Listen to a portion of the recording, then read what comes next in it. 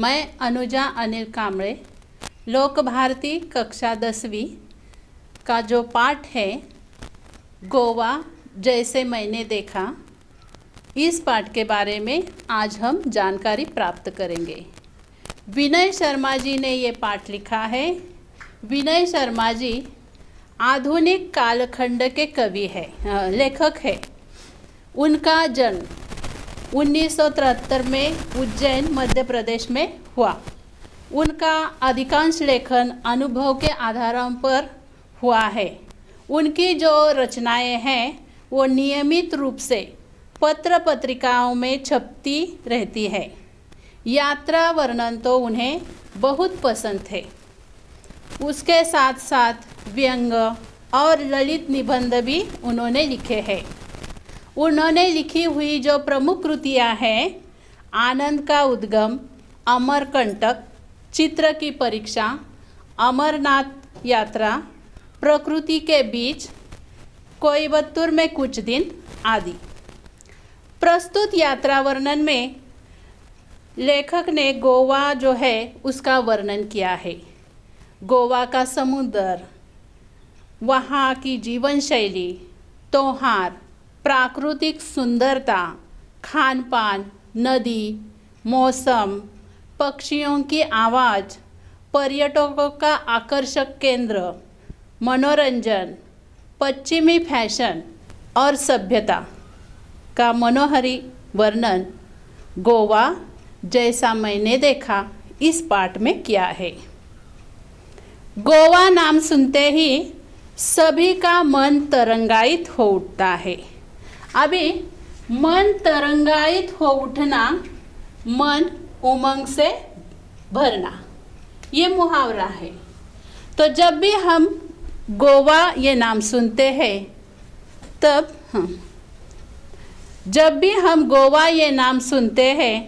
तब हमारा मन तरंगायित हो उठता है, मन उमंग से भर जाता है।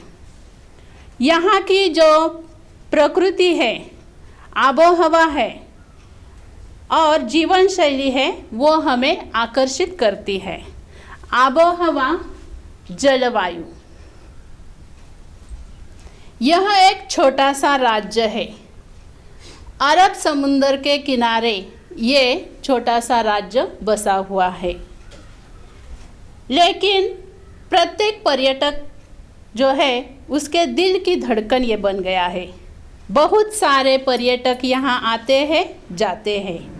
लेखक जो हैं ये इंदौर से गोवा जा रहे थे। अभी ये जा रहे थे सैर करने के लिए। अभी सैर करने के लिए जाते समय उनका परिवार तो साथ उनका था ही, लेकिन और एक संबंधी जो है उनके साड़ू, वो भी उनके साथ थे। वो खंडवा में रहते थे। ये जो दिन था वो था 23 नवंबर। 23 नवंबर को वो इंदौर से गोवा एक्सप्रेस में बैठे और बीच में खंडवा में उनके साड़ू का परिवार भी उस ट्रेन में या एक्सप्रेस में बैठा और वो गोवा जाने लगे। जाने के बाद वहाँ मंडवा पहुँचे। वहाँ पहुँचने के बाद एक टैक्सी आ गई। उस टैक्सी में लेखक का परिवार, उनके साड़ू का परिवार सब बैठ गए और गोवा की ओर रवाना हो गए। अभी ये जो गोवा है वो उसके वहाँ पर जो बीच है वो देखने के लिए वो जा रहे थे, लेकिन सबसे पहले रिसॉर्ट पहुँचना चाहिए। इसलिए लेखक जो है उनकी जो टैक्सी है वो पतली सी सड़क से जा रही थी और जाते समय बहुत जो हवा है वो शीतलता से भरी हुई जो हवा है वो उन्हें अच्छी लगी और उनका जो मन है वो तरोताज़ा हो उठा, प्रसन्न हो उठा। तो तरोताज़ा हो उठा, प्रसन्न हो उठा। कुछ देर बाद ये जो टैक्सी है ये मडगांव पहुंची, जो 5 किलोमीटर ही था। वहां जाने के बाद कस्बा बेनालियम के एक रिसॉर्ट में उन्होंने प्रबंध किया था, पहले से ही बुकिंग किया था। वहाँ उन्होंने अपना सब सामान रखा, खान पान पूर्ति की। खान पान पूर्ति करना, औपचारिक बातें जो हैं वो पूरी करना, या कोई आपके पहचान कार्ड रहे या आधार कार्ड रहे, ऐसे जो औपचारिकता जो है वो पूरी की और उन्होंने वहाँ प्रवेश किया। दिन भर वहाँ आराम किया और लेखक जो है उन्होंने दिन भर आराम करने के बाद उन्होंने गोवा की कुछ बातें हमें बताई है। ये जो गोवा है वो कहाँ है, तो वो अरबी समुंदर के किनारे बसा हुआ एक छोटा सा राज्य है जो 2 भागों में बांटा गया है, दक्षिण गोवा जिला और उत्तर गोवा जिला। इसकी जो राजधानी है वो है पणजी, जो मांडवी नदी के किनारे स्थित है। अभी ये मांडवी नदी की जो विशेषता है वो है कि वो वर्ष भर पानी से भरी रहती है और वहाँ शीतलता रहती है, और बाकी जो इलाका है वहाँ समुंदर होने के कारण वहाँ की जो हवा है वो नमी बनी रहती है। नमी का मतलब है दमट, जिस प्रकार मुंबई में होती है, लेकिन उतनी तेज नहीं होती, इसमें शीतलता भरी होती है। तो दिन भर आराम किया और शाम होने के बाद ये बेनालियम बीच पर जा रहे थे। ये बेनालियम बीच जो है, ये जाने के लिए वहाँ पर गाड़ियाँ मिलती थी। 3 प्रकार की गाड़ियाँ मिलती थी, एक बाइक, 2 टैक्सी और तीसरा है बस। लेखक और लेखक का साधु परिवार उनके साथ होने के कारण लेखक ने बस से जाना पसंद किया। वो बेनालियम बीच पर जा पहुँचे। वहाँ ये जो बीच है वो रेतीला बीच है और उथला हुआ बीच है, जो मछुआरों की पहली पसंद है। ये मछुआरे वहाँ आते हैं सुबह सुबह, बहुत सारी मछलियाँ पकड़ते हैं, लेकिन उसकी निर्यात नहीं करते। निर्यात करना, बाहर भेजना, तो ये बाहर नहीं भेजते, अपने ही राज्य में ये मछलियाँ रखी जाती है और वहाँ जो पर्यटक आते हैं उनके लिए इसका भोजन के लिए प्रबंध किया जाता है। अभी यह बेनालियम बीच के पास जा रहे थे, तब उनके साथ बच्चे थे, सब परिवार था। ये जो बच्चे हैं, ये बेनालियम बीच जो है उसकी जो रेत है उसमें खेलने लगे, और खेलते समय एक अनुभव लेखक ने यहाँ बताया है कि ये रेती जो है ये बच्चे इकट्ठा कर रहे थे, उसका घर बना रहे थे, और उसी समय ये जो समुंदर की लहरें हैं वो वहाँ पर आती थी ज़ोर से, और ये जो घर है बच्चों ने बनाया हुआ ये टूट जाता था। लेकिन बच्चे जो है ये जिद कर रहे थे, बार बार घर बना रहे थे, और लहरें आ रही थी, ये घर मिट जाता था। तो इससे लेखक ने एक सीख हमें बताई है कि जीवन में आशावाद हो तो कोई काम असंभव नहीं है। बनाने के बाद मिटना ये नियति है, और यही जीवन का सत्य है। ये सीख हमें यहाँ विनय शर्मा जी ने दी है। बेनालियम बीच पर और एक मज़ेदार दृश्य उन्होंने देखा है, और वो उस दृश्य में है, वहाँ पर आए हुए जो पक्षी है उनके बारे में बताया है। इस बीच पर सैलानियों का उन्होंने बहुत अच्छी तरह मनोरंजन किया है। ये जो पक्षी हैं ये टीटी कर रहे थे, अपना ध्यान खींच रहे थे, और ये पक्षी जो है समुद्र की रेत पर बैठकर लहरों के साथ जो भी मछलियाँ आती थी उस पर ध्यान केंद्रित करते थे। जब भी मछलियाँ किनारे आती तुरंत अपनी चोंच में पकड़कर उड़ जाते थे। लेकिन इन पक्षियों पर एक कुत्ते की नज़र थी। वो कुत्ता इनका पीछा कर रहा था। जब भी है रेत पर बैठते थे ये कुत्ता उनकी ओर दौड़ता और उन्हें पकड़ने की कोशिश करता। तो ये बहुत मज़ेदार दृश्य सब पर्यटक देख रहे थे और पर्यटकों के लिए यहाँ शब्द आया है सैलानिया। सैलानिया का मतलब है पर्यटक। तो इस प्रकार बेनालियम बीच जो है ये रेतीला है, उथला है और मछुआरों का बहुत ही प्यारा है क्योंकि यहाँ बहुत सारी मछलियाँ मिलती है।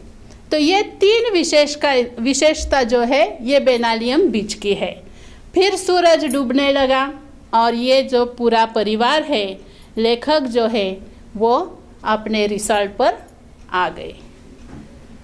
अभी दूसरा दिन जो है उस दूसरे दिन उनका जो परिवार है वो अंजुना बीच पर पहुंचा। अभी ये अंजुना बीच जो है वो बहुत रेतीला तो है ही लेकिन गहरा भी है और उसका जो पानी है वो बहुत नीला दिखाई देता है और यह नीला पानी बहुत अच्छा लगता है, बहुत सुंदर लगता है। इस कारण बॉलीवुड की ये पहली पसंद है। बहुत सारी शूटिंग वहाँ पर होती है। अंजुना बीच पर बॉलीवुड की शूटिंग होती है। ये उसकी विशेषता है। अभी यहाँ पर 30-40 बीच है लेकिन उनमें से सिर्फ हम 7-8 बीच पर जाते हैं और वहाँ का आनंद लेते हैं। अभी ये दोनों बीच व्यावसायिक है। इसके बाद बस आई और पणजी जो गोवा की राजधानी है वहाँ पर ये सब गए। वहाँ ये पणजी शहर जो है वो बहुत झगमगा हुआ है। वहाँ बहुत सारे होटल्स हैं, बहुत सारी दुकानें हैं, बहुत अच्छी तरह वहाँ लगता है। बहुत लोग कुछ सामान खरीदते हैं और बहुत खुशियाँ भी मिलती है। तो ऐसे पणजी शहर में वो गए और वहाँ जाने के बाद बहुत कुछ जो भी चीज़ें हैं वो खरीदी। वहाँ की जो भी विशेष चीज़ है वो भी खरीदी और आराम करने के लिए अपने रिसॉर्ट पर पहुँचे। अभी तीसरा जो बीच है वो है कलिंगुड बीच।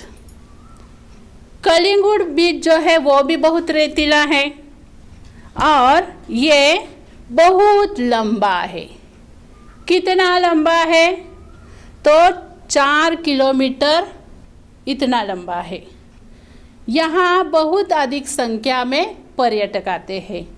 पर्यटक तो बेनालियम बीच में भी आते हैं, अंजुना बीच पर भी आते हैं, कलिंगुड पर भी आते हैं। कलिंगुड की और विशेषता है कि वहाँ के जो स्थानिक लोग हैं उनका व्यावसायिक केंद्र ये बन गया है। ये व्यवसाय वहाँ पर करते हैं। तो कौन सा व्यवसाय करते हैं तो वहाँ वाटर स्पोर्ट्स चलते हैं, जैसे थ्रो बॉल, बास्केटबॉल, ये वाटर में या बीच में खेले जाते हैं। तो इसी प्रकार इस खेल में लेखक के जो साधु थे वो सम्मिलित हो गए। उन्होंने भी वो आनंद लिया स्पोर्ट्स का और बहुत खेले और फिर उन्होंने और एक रोमांचकारी प्रसंग या अनुभव किया है, वो है पैराग्लाइडिंग। अभी अंग्रेज़ी में तो पैराग्लाइडिंग कहते हैं लेकिन हिंदी में पैराग्लाइडिंग कहते हैं। अभी ये पैराग्लाइडिंग क्या है तो आपने टीवी पर देखा है, काफ़ी ऊंचाई से अथांग जलराशि देखना, और हमारे जो हाथ है उस हाथ में रस्सी होती है, उसे पकड़कर हम पूरी जलराशि को प्रदक्षिणा करते हैं या बहुत ऊंचाई पर जाकर ये सब जलाशय जो है वो देखते हैं। और ये समुंदर का नीला पानी बहुत बढ़िया लगता है। और एक बात का डर लेखक को लग रहा था। वो कौन सा डर है? तो उन्हें लग रहा था कि अगर मेरे हाथ से ये रस्सी छूट जाए तो मैं तुरंत समुंदर में गिर जाऊंगा। लेकिन ऐसा कुछ नहीं होता। हमारा ख्याल सब वो लोग रखते हैं और बहुत अच्छी तरह ये रस्सी हमारे हाथ में बांध देते हैं। लेखक ने और उनकी जो पत्नी है, इन दोनों ने पैराग्लाइडिंग किया और ये अद्भुत दृश्य उन्होंने अनुभव किया है। बहुत खुशियाँ उन्हें मिली है। तो इस प्रकार कलिंगुड बीच जो है वो पैराग्लाइडिंग और वाटर स्पोर्ट्स के लिए मशहूर है। उसके बाद अगले दिन कालवा बीच पर गए। कालवा बीच पर उनका जो परिवार है उसमें बच्चे भी हैं, बच्चों के लिए भी कुछ चाहिए, तो उनके लिए था बोटिंग। बच्चों ने बोटिंग का आनंद लिया और बड़ा डॉल्फिन देखा और ये डॉल्फिन देखकर बहुत खुश हुए। तो इस प्रकार 4-6 दिनों की इनकी जो सैर है वो वहाँ पूरी हो गई। लेकिन इसके बीच उनकी दिनचर्या बनी थी। क्या बनी थी? तो सुबह जल्दी उठना, नाश्ता करना, सब अपना जो काम है वो करके, तैयारी करके, अच्छे कपड़े पहनकर, अच्छे तैयार होकर बस में जाकर बैठना, फिर पूरी सिटी घूमना और रात शाम को जो भी बीच है वहाँ पर जाना, ये उनका दिनक्रम हो गया था। अभी वहाँ के बीचों के बारे में हमने जानकारी प्राप्त कर ली है। अभी वहाँ जो त्योहार मनाया जाता है, बहुत सारे त्योहार मनाए जाते हैं, लेकिन लेखक गए थे 23 नवंबर को। 23 नवंबर ये जो काल है ये दशहरे का काल था और नवरात्र थी। घर घर में, मोहल्ले में दुर्गा माता जो है या कुछ देवियाँ हैं वो बिठाई गई थी, उसका पूजा पाठ होता था और बहुत अच्छा माहौल वहाँ बना हुआ था। जब भी दशहरे का दिन आ गया तब हर घर में जो वाहन है वो धोए गए, उसकी पूजा की गई और घर में कुछ मीठे पकवान बनाए गए, नए कपड़े पहने गए और बहुत खुशियाँ मनाई गई।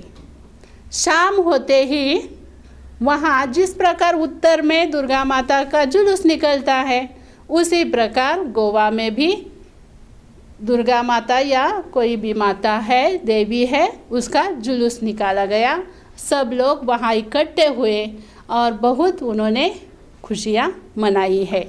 तो इस प्रकार जुलूस ख़त्म होने के बाद लोग अपने घर आए और वहाँ उन्होंने विशेष पत्तियाँ एक दूसरे को बांटी। जिस प्रकार हम शमी के पत्ते एक दूसरे को देकर बधाई देते हैं, गले लगते हैं, तो उसी प्रकार वहाँ भी हुआ। तो इस प्रकार गोवा में हमारे जो त्योहार हैं वो मनाए जाते हैं। अभी उत्तर में या मध्य प्रदेश में या पूरे भारत में दशहरा इसी प्रकार मनाया जाता है। लेकिन एक अलग बात यहाँ देखी है लेखक ने, वो है यहाँ रावण को जलाया नहीं जाता। ये अलग बात यहाँ पर लेखक ने देखी है। तो इस प्रकार यहाँ जो विशेषताएं हैं, यहाँ जो बीच है, यहाँ जो भी रोमांचक अनुभव किए हैं, वो सब बातें विनय शर्मा जी ने हमें इस पाठ में बताए हैं और ये आपके साथ मैंने शेयर किए हैं।